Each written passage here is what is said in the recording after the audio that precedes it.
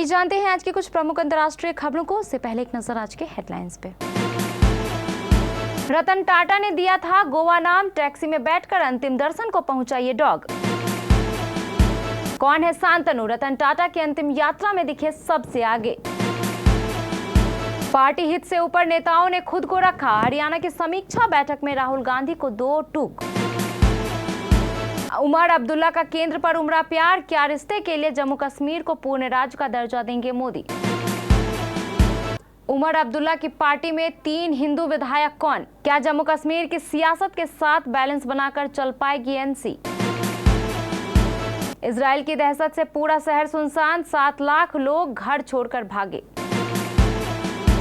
Iran पर कब पलटवार करेगा इजराइल, किस तरह लेगा बदला।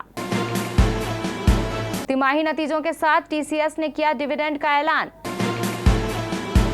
दर्शकों को क्यों पसंद आएगी भूल भुलैया 3, डायरेक्टर अनीस बज्मी ने बताई वजह।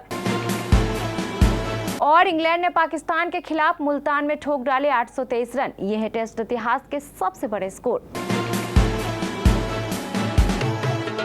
भारत के मशहूर उद्योगपति रतन टाटा का 86 साल की उम्र में बुधवार रात को निधन हो गया। उन्होंने मुंबई के ब्रीच कैंडी अस्पताल में आखिरी सांसें ली। उनका पार्थिव शरीर मुंबई के एनसीपीए ग्राउंड में अंतिम दर्शन के लिए रखा गया, जहां से राजनीतिक दिग्गजों के साथ साथ फिल्मी जगत के लोग भी पहुंचे थे। रतन टाटा के अंतिम दर्शन के लिए एक स्ट्रीट डॉग एनसीपीए ग्राउंड पहुंचा। एक टैक्सी में एक स्ट्रीट डॉग को अंतिम श्रद्धांजलि के लिए एनसीपीए ग्राउंड ले जाया जा रहा था। हालांकि ग्राउंड के बाहर मौजूद सुरक्षा कर्मियों ने टैक्सी को रोक लिया और पूछताछ के बाद उन्हें अंदर जाने की मंजूरी दे दी। बताया जा रहा है कि स्ट्रीट डॉग का नाम खुद रतन टाटा ने गोवा रखा था। ये स्ट्रीट डॉग बॉम्बे हाउस में रहता है। देश के दिग्गज उद्योगपति रतन टाटा ने बुधवार की रात दुनिया को अलविदा कह दिया। निधन की खबर आते ही पूरा देश शोक में डूब गया। देश के प्रधानमंत्री से लेकर सभी हस्तियों ने रतन टाटा के निधन पर अपनी भावनाएं व्यक्त की। रतन टाटा के पार्थिव शरीर को अंतिम दर्शन के लिए मुंबई के national centre performing arts hall में रखा गया। रतन टाटा के पार्थिव शरीर को अस्पताल से मुंबई के national centre for performing arts hall तक ले जाने के समय उनकी इस यात्रा में सबसे आगे शांतनु नायडू दिखे। नम आंखों के साथ शांतनु नायडू बाइक से रतन टाटा की अंतिम यात्रा में आगे आगे चल रहे थे। उन्होंने आज सुबह एक इमोशनल पोस्ट भी शेयर किया। अपनी पोस्ट के माध्यम से उन्होंने राष्ट्रीय आइकन के निधन पर शोक जताया था। भारत के सबसे समूह टाटा संघ के मानद चेयरमैन रतन टाटा का बुधवार देर रात संक्षिप्त बीमारी के बाद निधन हो गया।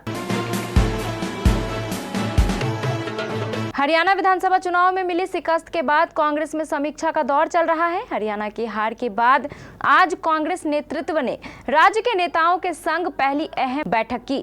यह बैठक पार्टी अध्यक्ष मल्लिकार्जुन खड़गे के आवास पर हुई, जिसमें नेता प्रतिपक्ष राहुल गांधी भी शामिल हुए। बैठक में संगठन महासचिव केसी वेणुगोपाल, हरियाणा प्रदेश अध्यक्ष उदय भान, भूपेंद्र सिंह हुड्डा, प्रभारी दीपक बाबरिया, हरियाणा पर्यवेक्षक अशोक गहलोत, अजय माकन, प्रताप सिंह बाजवा को भी बुलाया गया। बैठक के दौरान राहुल गांधी ने कहा कि चुनाव में नेताओं ने निजी हित को ऊपर रखा।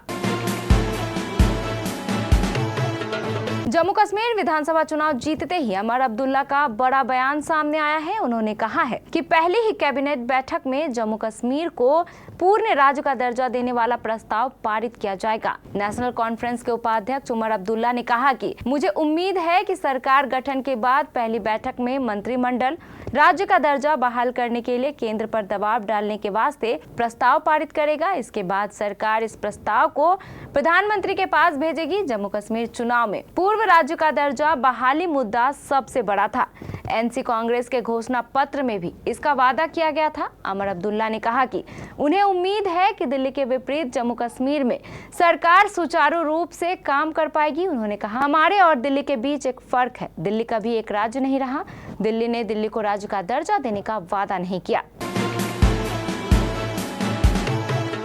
जम्मू कश्मीर 33 हिंदू चेहरे चुनावी रण जीतकर विधानसभा पहुंचने में सफल रहे हैं। विधानसभा चुनाव जीतने वाले 33 हिंदू नेताओं में सबसे ज्यादा 28 भारतीय जनता पार्टी के टिकट पर चुनाव जीते हैं, तो वहीं नेशनल कॉन्फ्रेंस के टिकट पर भी 2 नेता विजयी रहे। 3 हिंदू नेता बतौर निर्दलीय चुनावी व्यू भेद विधानसभा पहुंचने में सफल रहे हैं। 3 निर्दलीयों में से एक इंदरवाल सीट से विधायक प्यारेलाल शर्मा ने सरकार बनाने जा रहे नेशनल कॉन्फ्रेंस और कांग्रेस गठबंधन के समर्थन का का ऐलान कर दिया है। इसके साथ ही नेशनल कॉन्फ्रेंस के साथ हिंदू विधायकों की संख्या अब 3 पहुंच गई है। इजरायली प्रधानमंत्री बेंजामिन नेतन्याहू के बयान से साफ है कि ईरान के मिसाइल अटैक का जवाब इजराइल जरूर देगा। लेकिन इतने दिन बीत जाने के बाद भी इजराइल की चुप्पी से सवाल उठ रहे हैं कि इजराइल ईरान पर पलटवार कब करेगा, उसके मन में किस तरह बदला लेने का प्लान है। इजराइल इन दिनों एक साथ कई मोर्चों पर लड़ाई लड़ रहा है। इन्हीं में से एक मोर्चे पर उसका सीधा मुकाबला लेबनान के आतंकी संगठन हिजबुल्लाह के साथ है। इजराइल बीते कई दिनों से हिजबुल्लाह के कई ठिकानों पर लगातार हमले भी कर रहा है। इन हमलों में हिजबुल्लाह प्रमुख समेत उसके कई कमांडर ढेर किए जा चुके हैं। इजराइल लेबनान के जिन शहरों को फिलहाल सबसे ज्यादा निशाना बना रहा है वो है बेरूत। इजराइल के पीएम ने भी कुछ दिन पहले लेबनान को चेतावनी दी है। इजराइल के पीएम ने लेबनान की सरकार से कहा है कि अगर वह आम लोगों की सलामती चाहता है तो हिजबुल्लाह को अपने देश से बाहर का रास्ता दिखा दे। बेरूत और आसपास के इलाकों में इजराइल के हमलों से हालात बहुत खराब हो चुके हैं। टाटा ग्रुप के दिग्गज कंपनी टाटा कंसल्टेंसी सर्विसेज ने अपने तिमाही नतीजों का ऐलान कर दिया है। टाटा कंसल्टेंसी सर्विसेज लिमिटेड ने कहा कि उसके बोर्ड ने सितंबर तिमाही के लिए दूसरे अंतरिम डिविडेंड को मंजूरी दे दी है। वित्त वर्ष 2025 की दूसरी तिमाही के नतीजों के साथ टाटा ग्रुप की कंपनी ने निवेशकों के लिए 10 शेयर के डिविडेंड का ऐलान भी किया है। टीसीएस ने कहा कि वह मंगलवार 5 नवंबर 2024 को एलिजिबल शेयर धारकों के लिए डिविडेंड क्रेडिट करने का दिन तय करेगा।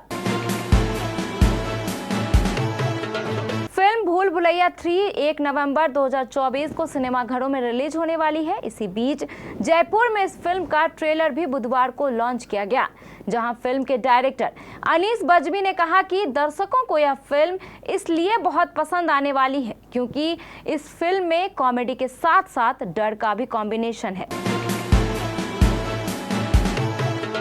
इंग्लैंड ने पाकिस्तान के खिलाफ गजब कर दिया। मुल्तान क्रिकेट स्टेडियम में इंग्लैंड ने पूर्व कप्तान जो रूट और हैरी ब्रूक के बीच हुई 454 रनों की साझेदारी के दम पर 7 विकेट के नुकसान पर 823 रनों का स्कोर खड़ा किया। इसी पर उसने पारी घोषित कर दी। यह स्कोर टेस्ट इतिहास का किसी भी टीम की ओर से बनाया गया चौथा सबसे बड़ा स्कोर रहा। टेस्ट इतिहास का सबसे बड़ा स्कोर श्रीलंका के नाम है।